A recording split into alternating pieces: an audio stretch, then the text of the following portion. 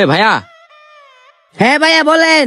আমারে একটা পাউরুটি, আরেকটা কেক, আরেকটা স্টেডিয়াম রুটি দেন। বাপ রে বাপ, এটা রুডি না ফুটবল খেলার মাঠ?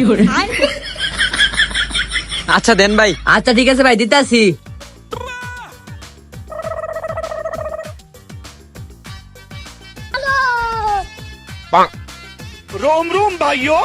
এই যে ভাই ধরেন। আচ্ছা ভাইয়া, কয় টাকা হইছে? আচ্ছা ভাই বলতাছি, একটু দাঁড়ান। रुको जरा सबर करो।